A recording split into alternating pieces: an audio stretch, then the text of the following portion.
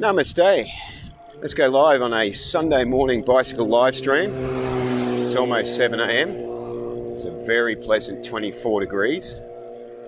And I have ridden all the way up to check out a new bridge at Chevron Island. It crosses from Chevron Island to Bundall. I've ridden across it, taken some photos and some video. And it's not often we get a new bridge. And this is a pedestrian only bridge for pedestrians and bike riders. So if you're on the Gold Coast, check it out. It's pretty cool. It's all blue. Okay, Dus Morgan. This morning, I want to talk about humanity's other virus. A virus that has been prevalent in humanity for as long as we've existed, and one that is way more dangerous than the COVID-19 karma virus that we're currently dealing with. I call it the disease of individuality, but you might like to refer to it as the don't tell me what to do disease. I'm sure you're familiar with it. I'm sure you know someone or many people that are very good at saying, don't tell me what to do, I'll do what I want to do.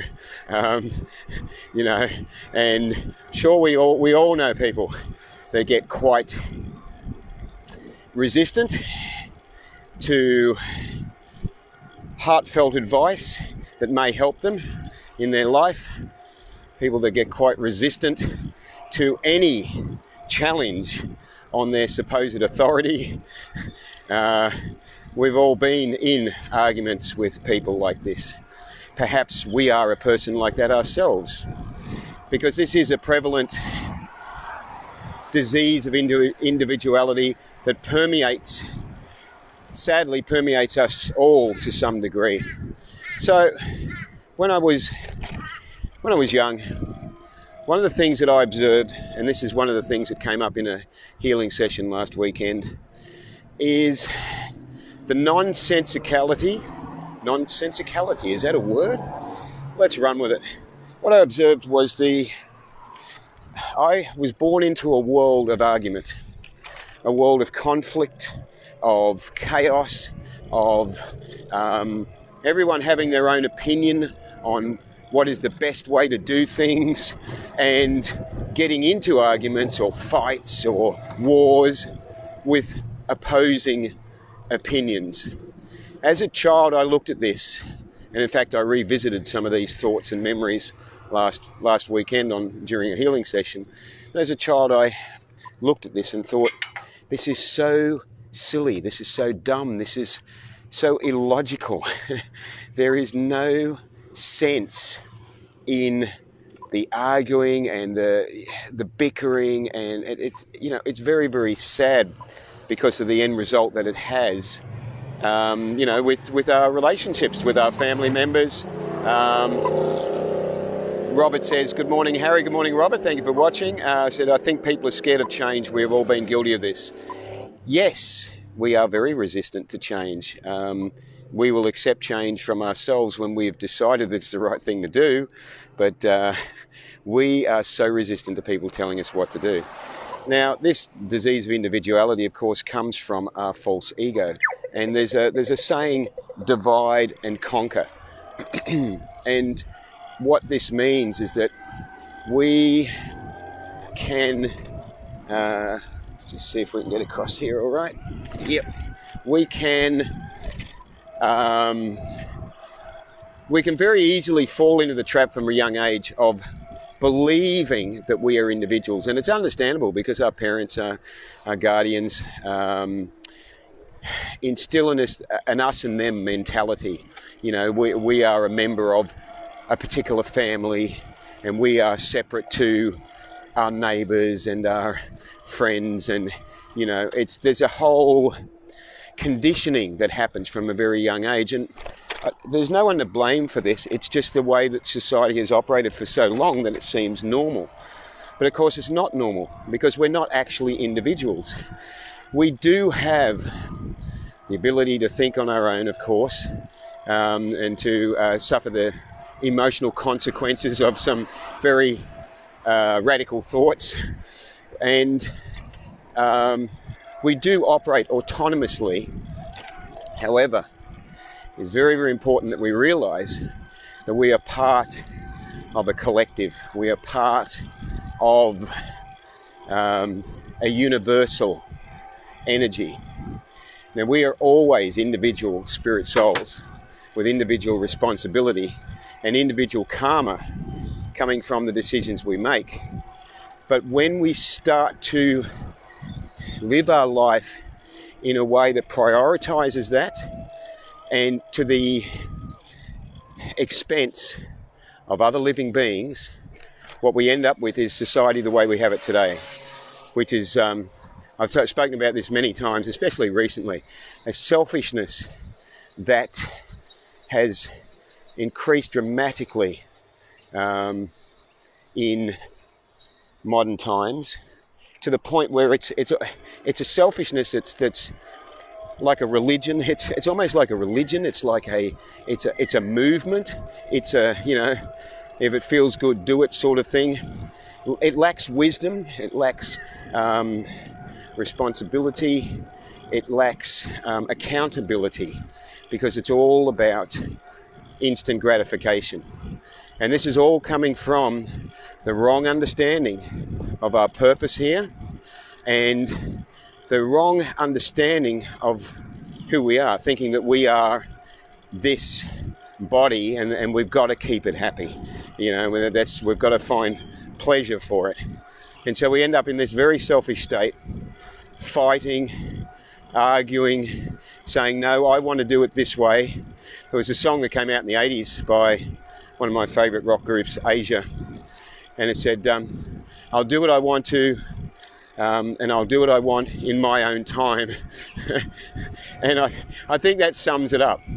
When we're living on a planet with countless billions of people, well, it's not countless, but with billions of people all thinking along this same line of individuality, all wanting to protect what is ours, and not looking at the bigger picture, not looking at the reality that we are all interconnected, that the energies that we are harboring create chaos and argument, and create a sense of distance from others that are in the same, I'll call it game sequence. Let's call life a game sequence. So when our goal is to try and satisfy ourselves individually, what we are doing is creating a situation where we are going to be very, very difficult to get along with, because our priority is always going to be ourselves. So spiritual people are aware of this, and they're aware of the damage that occurs when we follow this philosophy of, you know, if it feels good, do it.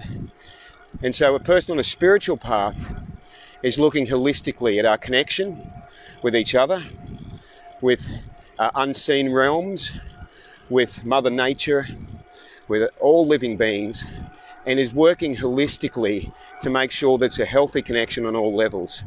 And so one of the beautiful ways of tackling this this disease of individuality is to step back and as I was saying yesterday, be the witness, observe people fighting and bickering. Don't give power to it, because there's absolutely no point at all, because you usually can't win an argument with somebody that is basically blind to reason. And actually, I like that. That'd be a good name for a song or a band. No, a band. Blind to Reason. Yeah. Got to Google that and see if there already is one.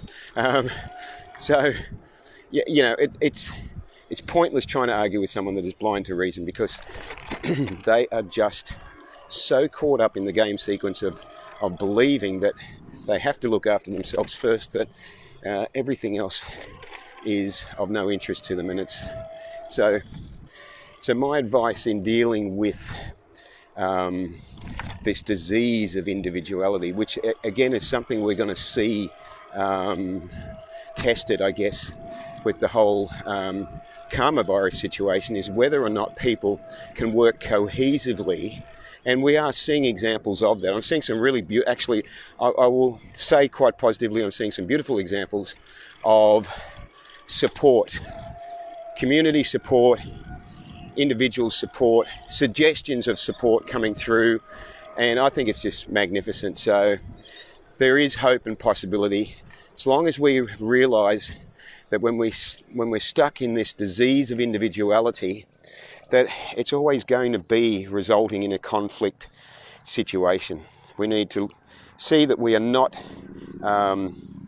living our lives in a way that's going to be truly satisfying for ourselves and truly peaceful for ourselves and others if we just focus on our individual needs.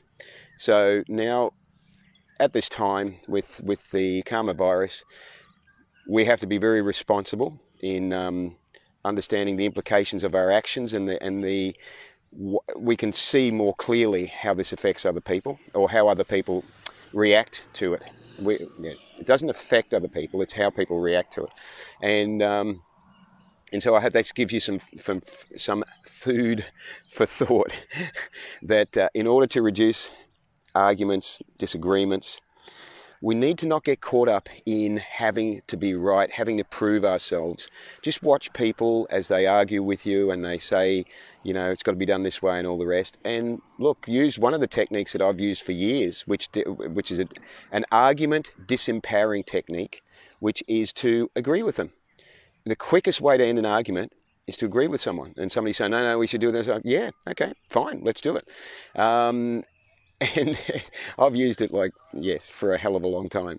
And also another technique that I picked up from a spiritual person I was following back in the 80s was the ability to just let go of it, to just realise that overall it's just not important to put our energy towards these things, and to just let go. And just it's hard to describe how that technique came about, but it's something that I learnt in the 80s, and it became very, very liberating, just letting go instead of having to prove that we're right to someone. And it's part of that, just agreeing with them in argument. It's a bit like that. It's a bit like just let it go, or an extension of it is let go and let God.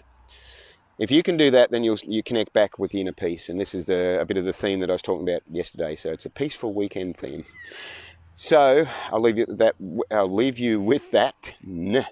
Trying to put the words in the correct order. So live vegan and save lives, and enjoy what you can of this autumn morning. Have a great day, and let's help each other. Ahimsa.